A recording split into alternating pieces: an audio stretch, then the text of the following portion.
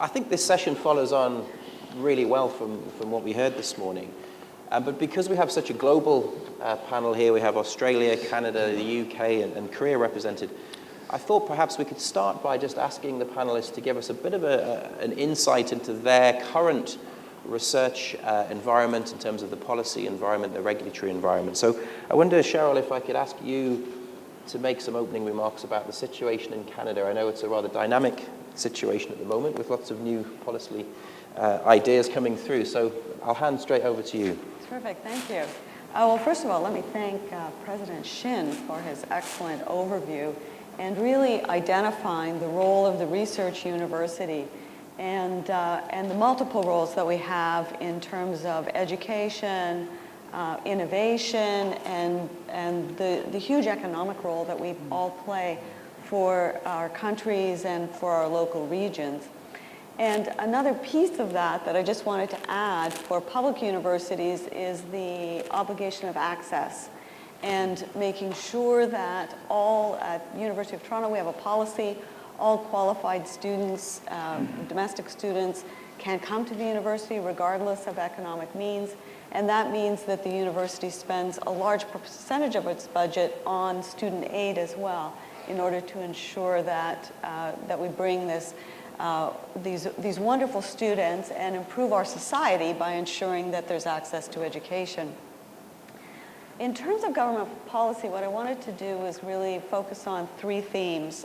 One being the tapestry of funding in Canada, two being advocacy for differentiation, and three being the commitment that we have to education.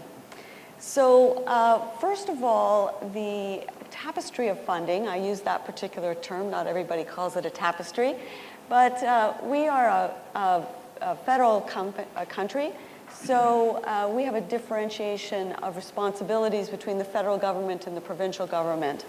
This made sense when Canada was established. We're a vast country with a sparse population, and we had one single railroad that allowed us all to stay together. So the federal government is responsible for trade, immigration, R&D, and the provincial governments are responsible for healthcare, research, and social welfare.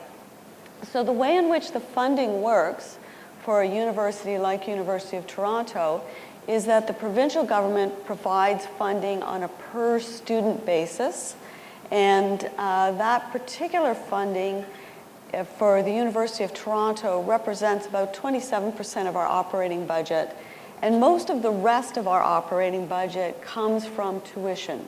So, and that's the general operating budget. So our operating budget is about $2.3 billion. On top of that, we have research funding of about $1.2 billion per year for ourselves and our affiliated teaching hospitals. And this comes from a variety of sources, some from the federal government, some from philanthropy, from industry, and then also transfers from our operating budget to support the research enterprise. So at the federal level, research dollars include such things as investigator-driven research. So we have 3 granting councils that Federal Granting Council, Social Sciences and Humanities, Natural Science and Engineering, and Medical Research Council. It's got a different name now, but it is the medical research. And those are primarily investigator-driven grants that come from a peer review process, so similar to everybody else in this room. In addition to that, we have special grants. So one recently was the Canadian Foundation for Excellence in Research Fund. And recently, University of Toronto got a grant of $114 million for what we call Medicine by Design, which is essentially STEM and personalized medicine. And then, so each of those kinds of grants is really based on our talent. So that means that faculty members creatively come up with research funding proposals and are successful in peer review process. Increasingly, those are interdisciplinary grants and partnership grants, either partnership with community agencies or partnerships with industry in order to be able to attain that funding. So because that is so central, the talent is what's bringing our research dollars, as with all of you, immigration is critical. And at University of Toronto, half of our faculty come from outside of Canada. About a quarter of our faculty come from the United States, the other quarter from the rest of the world. And we have recently benefited from the fact that other countries are closing their borders and Canada's borders remain open. And as a result, not only are we finding that our percentage of students from everywhere in the world, the applicants, have gone up quite substantially in the last year. They've been rising over the last many years, but we saw a bump in the last year of international applications of students, and also calls from people around the world who are senior scholars asking whether we might have opportunities for them to come and come to University of Toronto. The federal government has responded by making a number of positions available to top universities if there are internationally ranked scholars who may be coming to the country. So we're taking advantage of that. The other thing is infrastructure funding. As everybody knows, infrastructure is one of the most expensive. The federal government pays us 17.2 cents on every research dollar. That is substantially lower than our US counterparts. And so we have to find money in the operating budget to be able to support that kind of infrastructure. Although just this year, the federal government gave us $100 million, just about $100 million, to renovate our labs. And so that's renovating a huge number of labs across the university and is critical to our ability to maintain where we are. The next thing that I just wanted to briefly touch on is differentiation. And Canada has always had a challenge around differentiation. We are strongly committed to equality and equity, and as a result, we haven't had differentiation funding for our universities. Recently, the Higher Education Quality Council of Ontario, which is an arm's length branch of the Ontario government with a role in advising higher education policy, issued a series of papers on the need for differentiation. And I'm just going to read two brief statements that they made.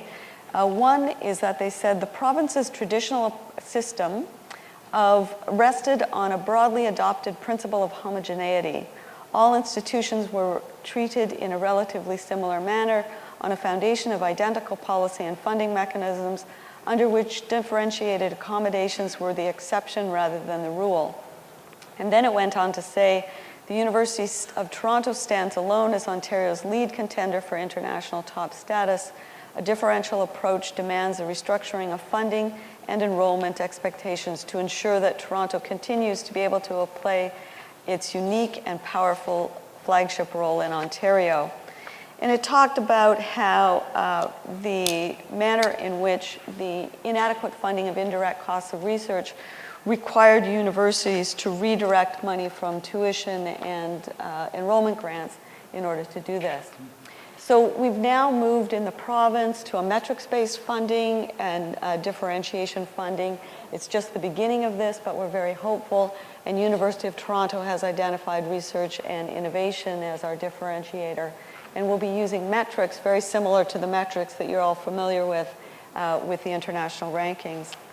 The second aspect of this is at the federal government level, and our former president of University of Toronto, Professor David Naylor, was well known for describing funding approaches in Canada as the peanut butter approach, spreading too little spread over too much bread as a way of allocating the limited resources.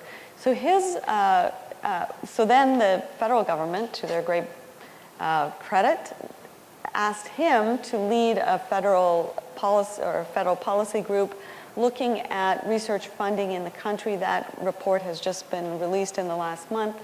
And that particular report calls for 30% increase in federal funding of research dollars, primarily to investigator-driven research, and then also some additional funds for graduate students, fellowships, and infrastructure funding.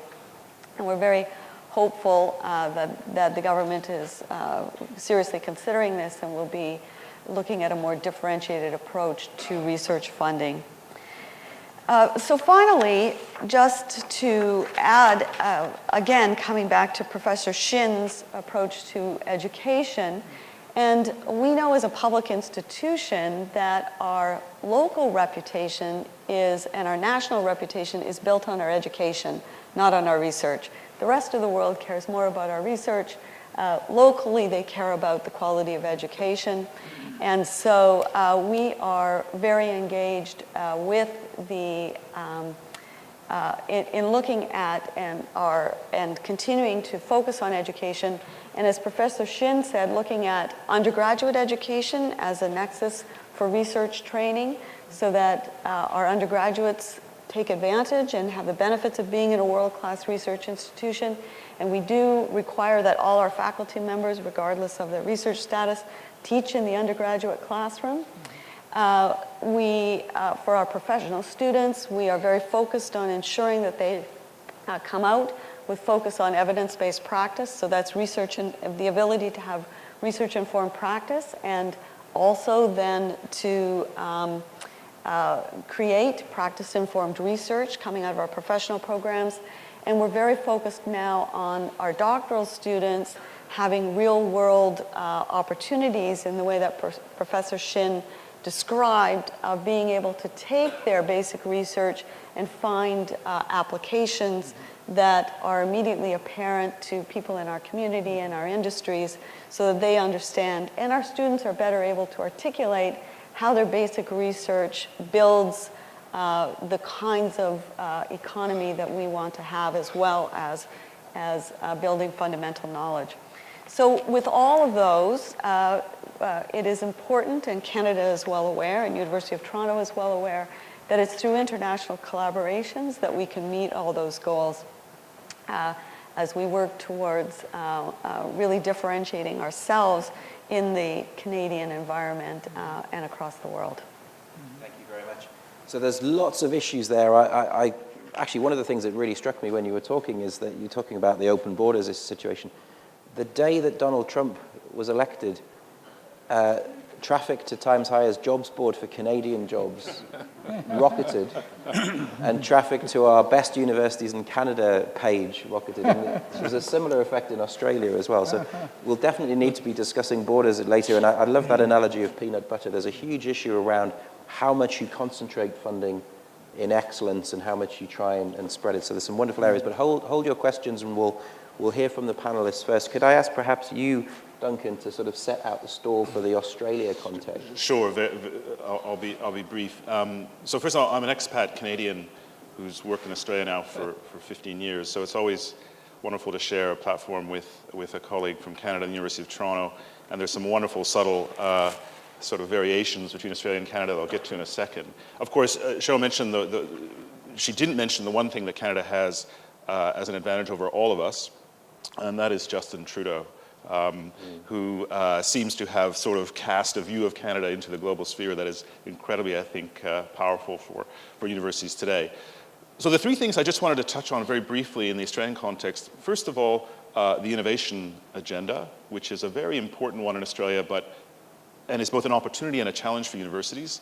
Second, to touch on immigration and the whole challenge of openness that we face as universities globally and I think within our own countries.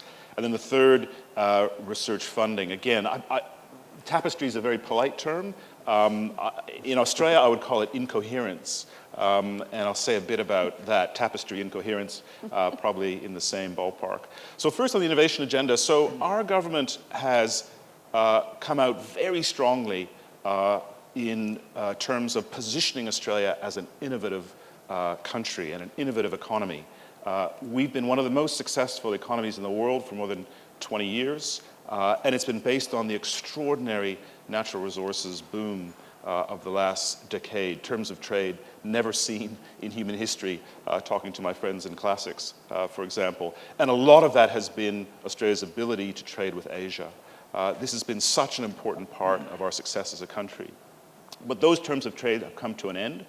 The natural resources boom has to a certain extent come to an end, and we need to be a more innovative, value-creating economy, country, and culture. And both parties in Australia have really tried to position Australia in that agenda, and they've asked the universities to really help drive that agenda.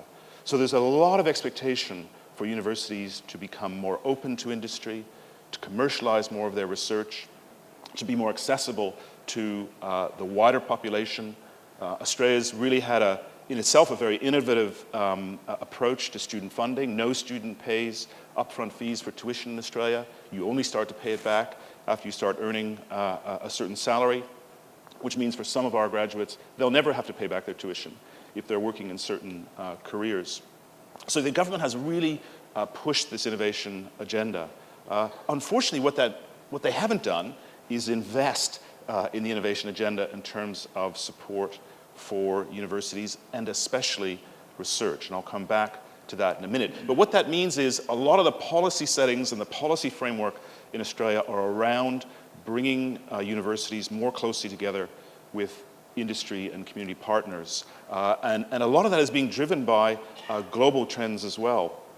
There's a famous now, well, famous for people like us, a graph that the government never ceases to use whenever it's talking about universities and research, and that is Australia as the worst performing country according to OECD data in terms of the commercialization of our research. Now, in fact, it's a dodgy graph. And the real problem is, well, at least half of the problem is that Australian industry itself is not very innovative. So you have to have an innovative partner in order to commercialize and collaborate. So that's the first thing I wanted to just give you a sense of. That innovation agenda is a very important one for Australia. It's critical to our future as a country in this extraordinary region. The axis of the world, the axis of economic development is turning towards Asia. We want to be and are at the heart of that.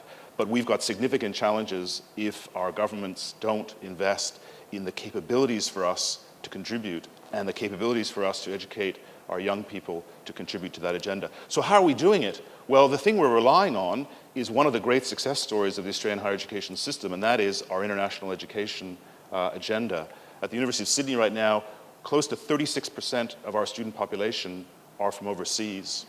36%. Of that, at Sydney, we have more than 12,000 students from mainland China. An extraordinary community of students, an extraordinary, fantastic, valuable community for us to engage in. But that is essentially what is propping up the Australian higher education system at the moment. And there's a really significant policy challenge for all of us to grapple with. International education is the third largest export industry in Australia, over $22 billion. After iron ore, higher education is not far behind in terms of the most successful export that Australia has. That is an extraordinary achievement. That's something we're very proud of, but it's not sustainable in terms of investing in research for all the reasons that Professor Shin and Cheryl and others have mentioned. So that's a big challenge. So the innovation agenda, opportunity, door opens, but significant challenges and the door might close unless Australia gets it right. The second thing I just wanted to touch on is the immigration. I won't spend much time on this because I'm sure we'll have a chance to talk about it, but this is critical. We have a wonderful open tradition in Australia of a very, to a certain extent, progressive immigration policy. Don't get me talking about our approach to asylum seekers. That's an abomination as far as I'm concerned, but that's a separate discussion. But we've had a very successful, as I said, international education agenda, and that's something that's very important. But universities are also not immune to the global rise of populism. And this is something Professor Shin didn't mention, but I think is an important context. Of course, globalization and the fourth industrial revolution puts us at the heart of all these extraordinary changes.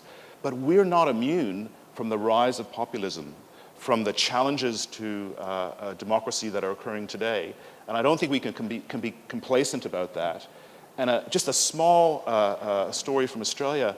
Of course, we basked in the sort of post-Brexit, post-Trump moment when the world was looking for countries where people could go and pursue things like higher education. But just in the last 2 or 3 months, our government has put in place very restrictive visa requirements, for example, for researchers and university lecturers. And we had to work just at the moment when we should have been taking advantage of this extraordinary opportunity, we had to work ferociously to overturn that. And luckily, just actually on Friday, the government announced changes to that regime. But it's just a lesson that we cannot be complacent. We have to really be at the forefront as research-intensive universities in the globalization agenda, but we shouldn't take that lightly. We have to make our argument for the value of higher education to our communities time and time again. I think that's going to be a really significant challenge for the higher education sector all over the world in different ways, in different contexts over the next few years. So that's something we're thinking a lot about at Sydney. How do we become both defenders of that open global agenda, but also understanding the anxieties and the concerns that our local populations have about robots taking their jobs, about the future of their children's, prosperity in a global economy that is very uncertain. So the third thing I just wanted to mention, just to finish, is the tapestry, or what I call incoherence of research funding in Australia. The sort of Australian version of the peanut butter analogy is the Vegemite analogy. I'm not sure if you're familiar with Vegemite. As a devoted Australian Canadian, it's still something I can't stand to eat. But anyway, Vegemite, our approach to research funding has been to spread Vegemite ever so thinly, which you should do, on your toast, and it's just not really sustainable. As I said, the Australian government's attitude is, you are so successful in attracting international student fees, you don't have a problem with your revenue. You're all producing surpluses, especially the leading research-intensive universities. You really shouldn't be complaining. But of course, this is not a sustainable argument. So in Australia, we have not had significant reinvestment in major research funding. I'm amazed we get a tiny bit more from the government for the indirect costs of our research, about 23 cents in the dollar, but of course that means we've got to go find that 77 cents from elsewhere. We do not have a coherent national research funding policy, and that's a really significant challenge. The one thing the government has done has introduced something called the Excellence in Research in Australia, and this is an evaluation of all of the university's research in a range of different areas, something that we have taken from our friends in the United Kingdom. This has now been in place for a number of years, and in 2018, they've introduced an element to that research assessment exercise around engagement and impact. Again, controversial, but linked to that initial innovation agenda. They've tweaked the funding formula for universities to shift the weighting to represent more industry funding in our overall funding formula. But these are really kind of marginal changes in terms of their importance symbolically and in terms of the reputation of the institutions, but there is no new funding whatsoever attached to the outcomes of our research assessment exercise. It's essentially a reputation-driving thing, and that is something we're very concerned about. There's talk that there might eventually be funding connected to those outcomes, but currently, if you're a research-intensive university, you're performing at the very highest level as evaluated by the government, and you're performing very, very strongly in the international rankings, there is no additional research funding that comes to you in Australia. So this issue of differentiation, I think, is a very significant one. So innovation, openness, and the challenges that we face in the world, a patchwork of research funding, increasing accountability for universities, which I think is a really important issue that we all have to grapple with, and then the challenges of how governments will be able to continue to invest to address all the issues that Professor Shin mentioned earlier. I think that's a snapshot from Australia. It's a very familiar story that as regulation increases, government funding seems to decrease in direct proportion. It seems to be a refrain across the world. I guess, President Shin, the one area where you were addressing this rise of populism is that your artificial intelligence work is tackling fake news. So actually one of the biggest issues I think we face as universities is to get through those issues around simple lies. We're in a post-fact, post-truth world where the president of the US can misquote MIT climate change research, get it wrong, and then be brazen it out when he can dismiss real news as fake news if he just doesn't like it. So that's quite an interesting area where universities could use AI. We can tell you which is fake or which is not. Send us. But then, it's a question of who controls that algorithm, really, doesn't it? But sorry, let's move straight on to you. Do you want to give us a brief outline of the situation in Korea? And I would like to open up to questions, so if we could try and summarize your thoughts. Okay, so let me first mention the government investment in R&D. And Korean government investment in R&D was starting in the late 1960s. It's only 50 years ago. And with the establishment of a couple of government-funded research institutes, such as KAIST, K-I-S-T, and KAIST, that's a Korean Atomic Energy Research Institute. And however, large-scale investment in the form of government R&D research program was starting in the late 1980s, so it's only 30 years old.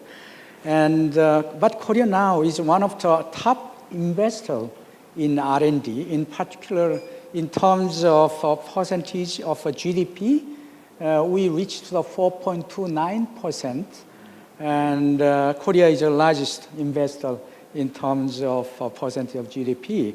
And even in amount of absolute amount of R&D, Korea is ranked 6th in the world. So with this aggressive investment, there had been sustaining growth research effort in Korea. Let me give you some example. So dramatic rise in the ranking of the number of publications. 30 years ago, 1931, we were ranked 53rd. But now we are ranked 12th in the world. And also we are one of the world top 5 patent leaders. And also, especially I like to mention that unique higher educational system, KAIST, and together with here is DGIST and UNIST and the GIST, it's a very unique higher educational system. And KAIST was founded back to 46 years ago. At that time, Korea was trying to transform the nation from the agricultural society into the industrial society. For that, we need high caliber manpowers at that time. But elite students went abroad, did not come back to Korea. So government realized that brain drain is a serious problem. So government decided very innovative decision to start KAIST, which is belong to under the Ministry of Science and Technology. Most other universities belong to Ministry of Education. That was a great decision for us. If we belong to Ministry of Education, we don't have much freedom for our educational system. So anyways, KAIST has a backbone during the last 46 years for the industrialization as well as information revolution in Korea. And now about 20% of leading scientists, engineers in Korean community are graduated of KAIST. And also, definitely now new, we call IST systems. That's the DG, the DG, IST, where I was founding president, and the UNIST is professors there, and the UIST, and the GIST, the GIST. And also they produce a lot of research results, as well as first high caliber manpowers. And I like to also mention that there are 3 pillars of Korean government support for science and technology. Our first pillar is ministry in full charge of science and technology. And we had a separate ministry, which has been existed since 1967, which has been responsible for strategic planning of national science and technology and coordination of various R&D programs across the government agencies. And second pillar I like to mention is that long-term strategic R&D plan. Government has been in leadership in identifying the strategic areas for long-term investment in science and technology, enabling consistent and stable investment in science and technology. So all this long-term science technology plan was started in 1962, as I in my presentation, so renewed every 5 years, okay? And so as of 2014, now more than 100 long-term plans are in operation across the 19 ministries of central government. So the pillar I like to mention is that large-scale support for Center of Excellence and R&D project. One is that SRC, namely Science Research Center, which supports universities. And now, so far, government has support about 91 SRC center, and also government engineering center, which called ERC, Engineering Research Center. Now government has support about 140 research centers. And also, from 6 years ago, government made a big decision to boost up the basic science under the name of Institute of Basic Science. Okay, and so that the purpose of the IBS is to advance the frontiers of knowledge and also to train the leading scientists of tomorrow. So they select 26 centers on the IBS, and they invest about $9 million annually. It will last 10 years. So now these stage, really Korea is a paradise for the basic science. Somebody mentioned the basic science. So if you are in audience, if you are not happy in the funding situation in your country, come to Korea. it's a really good time. Okay, and so this is sort of a Korean model of Max Planck Institute. And so now what's the challenge ahead of us? And that's simply saying, we are challenging to move from quantity to quality. So quantitative growth of research output is clearly visible in the last 3 decades of promotion of science and technology in Korea. But yet qualitative growth is in doubt and leading into the serious concern with the real impact of research. For instance, we are lagging behind in high impact research production. South Korea ranks only 15th on Thomson Reuters highly cited paper. So as a key member of the Presidential Advisory Committee on Science and Technology, I have keep proposing to the government 3 suggestions for paradigm shift in government R&D investments. Number 1 is a fundamental transformation of government R&D investment strategy from the, you remember the U-shaped investment, which I presented. So now so far we invest a so-called inverted U-shape. That is. So from inverted U-shape to U-shaped investment in basically in the research spectrum. So existing government research support is the catch-up model of R&D. So that targeting safe bets, resulting in the concentration of R&D investment on the gray areas. That is neither truly basic in creating new knowledge, nor truly applied research generating technology breakthrough. So we need to move focus of investment to the truly fundamental or truly innovative ends of the research spectrum, aiming at the world best, world first, or world only research. And second is the shift of R&D investment focus from promising research to promising researchers. So far, Korean government invests in promising areas. But in the promising areas, if you are not just followers, you cannot do anything, and it's meaningless, okay? So now I'll keep saying that we have to invest in promising researchers. So it is impossible to advance science and technology without moving away from project-centric to people-centric support, as even the support of a globally promising areas of research cannot add much to national competitiveness if there is no scientist of global reputation of compatibility. Third suggestion to the government is that long-term support for high-risk, high-return research. We need to increase substantially the proportion of government funding to HR research. That is crucial for breakthrough innovation. Also, we need to redesign the R&D funding and evaluation framework for high-risk, high-return research. For instance, at least 10 years of continuous support and exemption of evaluation penalty for honor of failure. We're really afraid of the failures so far. Okay, so with failures, you cannot challenge the innovative research.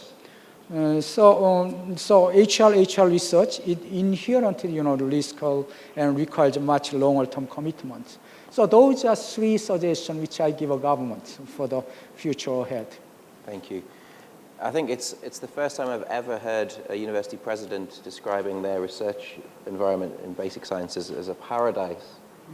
So I'm excited to hear that. I also think it's a strong message. I think you have Justin Trudeau, of course, presenting Canada as the home of openness and internationalization, and we've seen the same in France with Macron, but South Korea is a rapidly internationalizing environment, so it's interesting to suggest that South Korea could present itself as another global destination of choice for academics across the world, and that the levels of funding are just extraordinary. The proportion of GDP is extraordinary.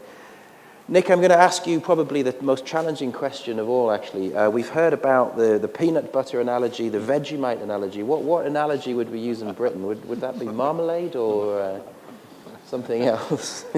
Thanks, Phil. I hadn't really thought of that question. Sorry about that, but yeah, no, please go on, make your... So I'll make a couple of points, because for sake of brevity. Higher education in the UK is changing as we speak, and I'll come back to that in a minute or two. And I'll talk about the elephant in the room, which is Brexit, because Cheryl and Duncan have kind of inferred something about that. And we do need to mention that, because it affects the landscape in the UK. So two and a half weeks ago, the UK Parliament signed off the new Higher Education and Research Bill. Is now an act, it's now law, and that's starting to drive through the higher education landscape. The first piece that came out about a week ago was a new office for students, and this is very much coming to the point that you made, Cheryl. We're a public-funded institution. We have to look after our students. Part of the agreement we have with government, around about 30% of the student fee has to be put towards, let's call it widened participation for students. The government are going to hold us to task in that. And by the way, this comes to the whole issue around global, local. Research-intensive universities in the UK do that, although the media think we don't do that. You know, we support 2 schools in Nottingham in deprived areas, as other universities do. So coming back to what you said, Duncan, we need to be telling our politicians time and time again, we're local and we're global. Mm-hmm. The other part of the higher education funding landscape is the new UK research and innovation overarching structure. So our 7 research councils, the Research England and Innovate UK is under this new structure. At 8 o'clock this morning in the UK, the new chief executive, Sir Mark Walport, will make his first public statement on what this is going to look like. Let me just quote. He promises to spell out his vision for this new body, quote, and how it will push the frontiers of knowledge, deliver economic impact, and support our society. So what does that tell us, what's going to happen to research funding? I think it'll be more challenge-led, and we're seeing evidence of this, picking up your point, Duncan, coming out of the UK government. We've got the new Industrial Challenges Fund in the UK, 4.7 billion over the next 5 years. I'm sure the new UK research and innovation will be picking up on that. So challenge-based, I think, will be coming through. There's a strong lobby to try and balance that with fundamental science. So we'll have to see how that plays out over the next few months. The other point, okay, Brexit. Brexit is a challenge for all of us in the UK. There's the funding, the one that we look at what's going to happen to EU funding. The lobby is quite strong to get that up the Brexit negotiations that are currently ongoing in the UK. Unfortunately, it's further down the list. There's other things, greater priority for government. Of course, in this mix, we've had an election that's caused further confusion because it's not a majority government. That's an interesting aspect for universities because there's a general feeling that the immigration issue was one that was concerning quite a lot of colleagues. At my university, we have 810 EU staff in the UK. I think it's about 45,000 across the UK. There's a lot of worry and concern what was going to happen with immigration. I think the government may have to change its position on that because it's not now a majority government. So that should hopefully be a good thing to alleviate concerns. And it's not just the 810 staff, it's their family and family members. It's very worrying. And it's one thing the UK higher education institutions look at very, very carefully. So Brexit, what's going to happen to the funding in the future? The government have said they will match it, but we really don't know how that's going to play out in the long term. I suppose it's kind of from an international perspective, the UK government have got some what we'd call science diplomacy instruments, and two of these are, one of them is the Newton Fund, which is encouraging UK universities to partner in developing countries for world-class research. And the new one is the Global Challenges Research Fund, which is £1.5 billion to encourage, again, working with researchers in other countries. So there's a kind of framework of challenge-led, pushing out, but there's still a kind of issue around Europe that we haven't worked out, and I just don't know what the answer to that is going to be. Thank you very much. That's really helpful. I do think there's a glimmer of hope of a softening approach around immigration and Europe in particular in the UK. So fingers crossed. But I think you were saying, Nick, weren't you, that universities are just getting on with being international anyway, despite the potential constraints. And I think that's an interesting point, Phil, because there's a kind of hothouse intensity in the UK. Europe, actually, all of our universities are global in some way or other. My own university, we have two campuses, one in Malaysia and one in China. We've been operating for 17 years, as other colleagues have. So I think if we can stretch out and pick up President Shin's point about being international, being global, doing partnerships, we're all pretty good at it, So I'll go back to my, academics, scholars, students have been mobile for thousands of years. Why would we want to stop that now? So we all got to stand up and support that.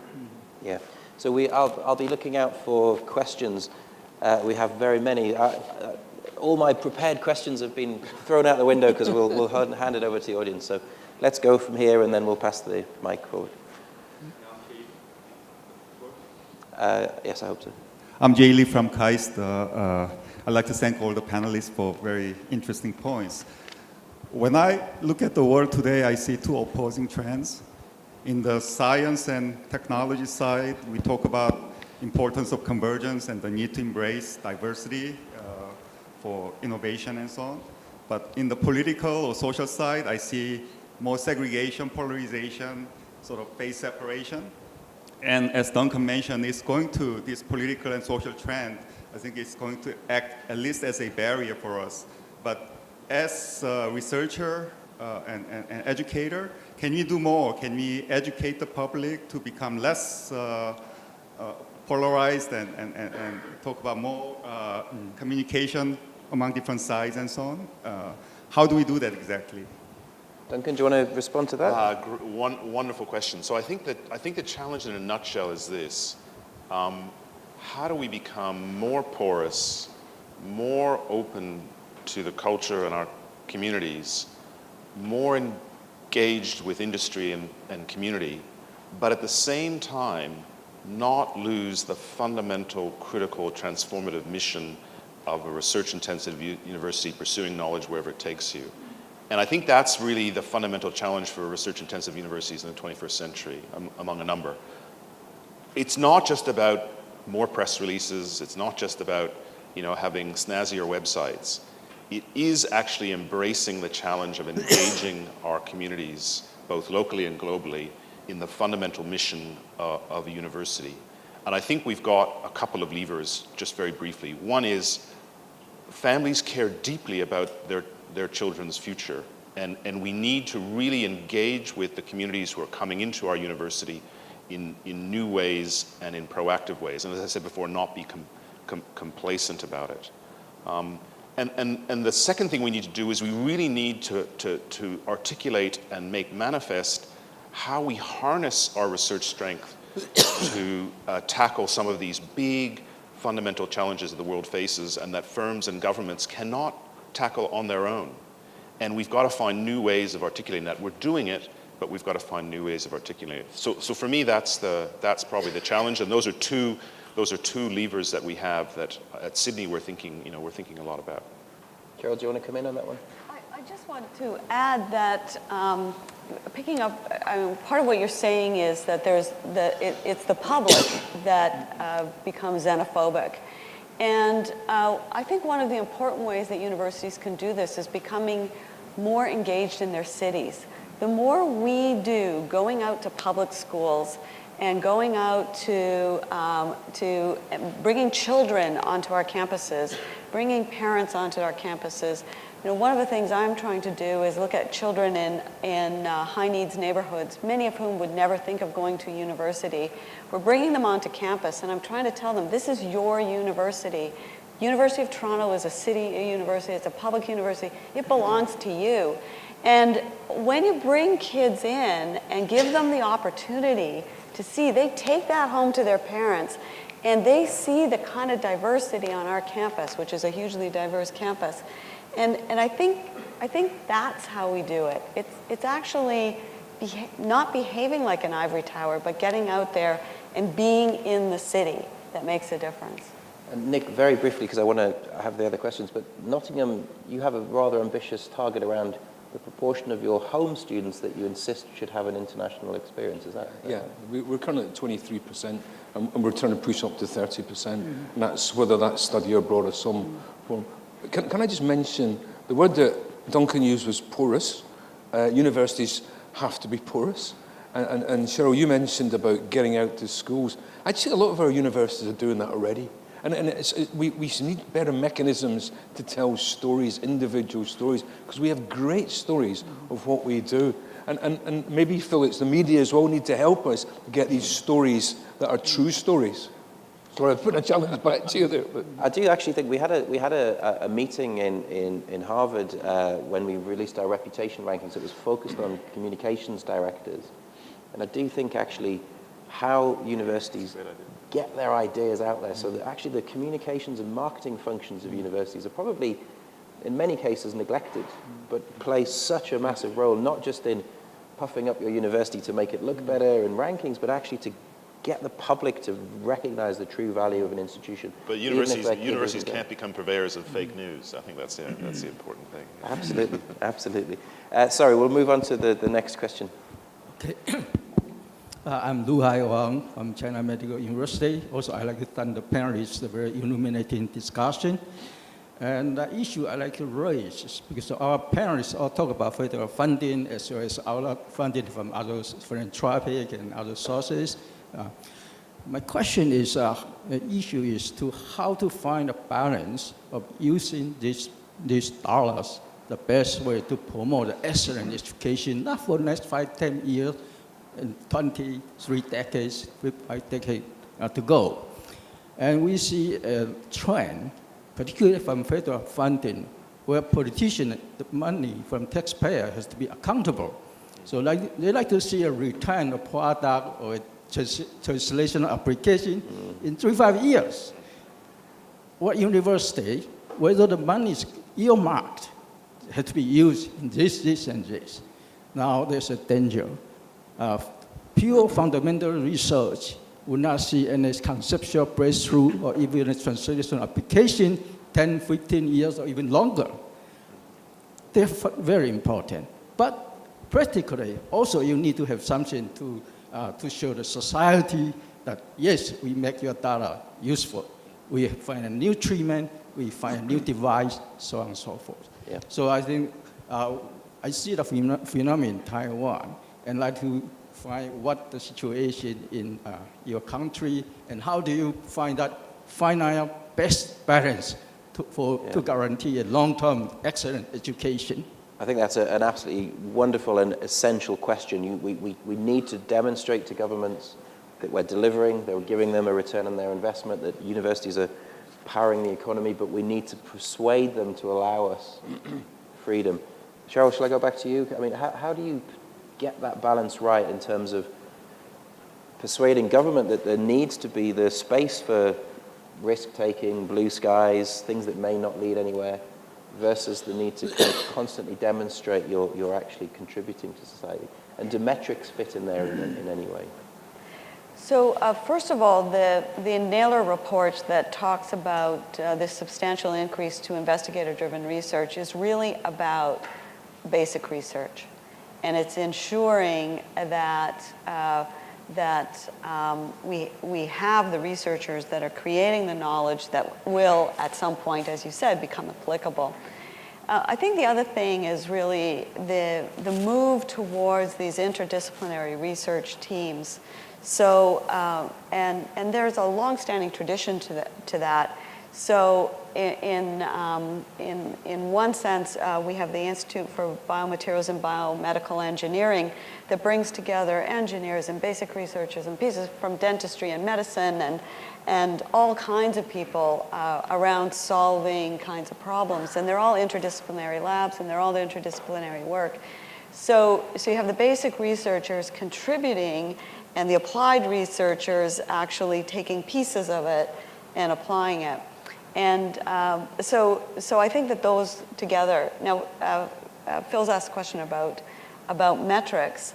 And the metrics actually measure all of that, because the basic scientists are absolutely creating publications that are highly cited publications, probably more highly cited than the applied researchers, who the outcomes are different kinds of outcomes, which might be startups and R&D and different kinds of things like that. So I think the metrics work well to be able to identify both the strength in applied research and the strength of basic research. Does anyone else want to come in before I ask the next? I think that's very big issues depending on the level of countries, because it depends. There's no clear answer for that. So how much put R&D budget in the blue sky research versus applied research is depending on the country. Even in country, depending on the level of knowledge you can generate in your country. And in Korea, we mostly invest applied research so far, but we now raise the voice from the science community. We have to put more money on the blue sky research or curious-driven research. And so you have to persuade the politicians and government officers as a scientist in the academic community, the importance of the basic science. As I mentioned that, so eventually breakthrough innovation, disrupt innovation come from the basic science outcome. So you have to keep saying that to the politician and the government officers. Which is something we're doing at the World Academic Summit in London in early September. Is we're researching with Nobel laureates. So we're doing a survey of 100 Nobel laureates, and it was sparked by Saul Perlmutter at our summit in Berkeley, who said that he genuinely didn't believe that the work that won him the Nobel Prize for Physics, he genuinely didn't believe it would be funded in today's environment. So there's a huge issue around reminding people of the longer-term demands of blue skies research and the fundamental discoveries, the game changers that were made through pure curiosity-led research. We'll squeeze in a few more questions. If I can see some hands for others, I'll take a few at once to try and squeeze more in, but please go ahead. Hey, Cliff Chow from China Medical University. We don't close our border. Actually, China Medical University, we are allocated $100 million US now, actively looking for talents around the world. So anybody welcome. But my question actually going from the Duncan's question about the cities and also your universities, and are very successful in terms of turning into your research into some commercial product. But the issue is really, my concern is that I want to hear your thought, is that the role model. For example, some of the students, they would like to see the success of the Facebook or Microsoft so they can quit their school, they want to make a quick success. However, in the long run, just a higher education, you need a pyramid. You need a cornerstone around the bottom of the pyramid. And this bottom pyramid is science, and math, and biology, and physics. It takes years. And how do you, in your university, see those diversity? Are you, say, you satisfied with, let's say, Australia being the provider of higher education, but not cared about commercialization into another world? Because actually when students get into a school, they're going to say, hey, what's a success story? What's a role model? What am I going to imitate? And how do you handle those? Because we live in the diverse world. On the other hand, industry want to collaborate with us. They want a quick return. They want a quick outcome. But on the other hand, we also worry about higher education. And how do you position yourself in your different universities? Thank you. If very quickly, this is the last chance for any questions. If anyone has any burning questions, we'll go back to the panel. Nope, that's it. Oh, sorry, there is one in the corner. Very briefly, please, if you don't mind, but I'm pleased we could squeeze you in.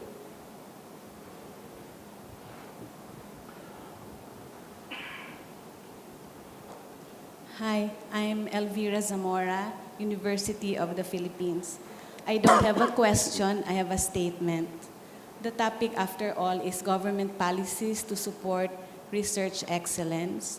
And in the case of my country, the biggest challenge is educating the politicians so they understand the importance of research excellence. Thank you very much. That's perfect. Well, we hope that events like this and Times Higher Education's reporting can support you in that endeavor. And I know it's an extremely difficult challenge. So, Duncan, last question. Yeah, a wonderful question, very, very quickly. So, two ways I think universities can come at this problem and that we're thinking about at Sydney. First, thinking hard about our curriculum. So we are relaunching our curriculum in 2018, biggest change in 150 years at Sydney. And we are trying to combine really 4 key things: disciplinary depth, global engagement, problem solving, and multidisciplinary teamwork. So we think the curriculum really has to adapt and address some of these fundamental problems. And we want to try and embed from the very first day a student walks into a first year experience at Sydney these attributes and qualities. Because you're right, their cultural models are the Facebook and Ubers and Apples. And yet at the same time, in each one of those companies, they would not exist today without fundamental transformational science that was far removed from an iPhone or a driverless car. The second thing, very quickly, getting back to the earlier discussion, is this is a very exciting time because I actually think the boundaries between applied and basic research are beginning to become blurred. Just think about 2 or 3 of the most transformative technologies and intellectual movements of our time: AI, quantum computing, precision medicine. Where does fundamental research and applied research begin and end? So I think part of our job is to get governments and others excited about the need for the multidisciplinary agenda in the 21st century. And the most successful, my prediction, the most successful universities 15 years from now, if the THE is still around and still producing rankings, I think we'll look very different as a result. Excellent. Do the rest of the panel want to make any final remarks or responses then? Well, I think that's a fundamental question. What is the eventual purpose of education, especially in the 21st century, whether AI is popular in our society? So as a president of KAIST, I like to shift our education paradigm from the success-driven education into the value-driven education. So it's very important to educate our students to create a value for the society and for the world, rather than to make them success. No, yeah, you have the success, but that will be not the final goal for our education. If we want to scientists, maybe it's most of scientists in Korea, young generation, they're aiming for Nobel Prize. But that's not the goal of their science. Their aim should be discover the new phenomena and propagate this knowledge to the mankind. Okay, if you are interested in engineering, you have to make some invention to make the world comfortable. So that will be the final goal. So that's sort of a value creative education. So we have to seriously think about the 21st century. So it's very important to educate the value for our children, for our next generations. If you think about a company who lasted for a long time, more than 100 years, all these companies, is a purpose of companies, not just on the monies.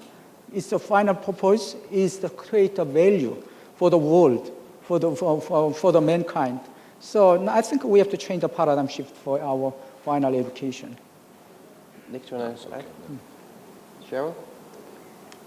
No, I think that's...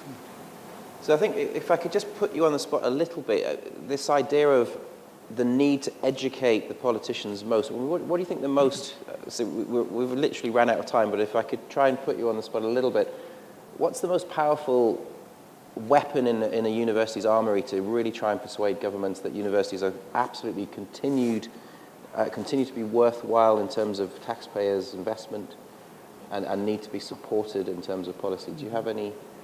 Sorry, it's a bit of an unfair question to ask you to do. I mean, I think there's an obvious answer here to play to government. It's talent.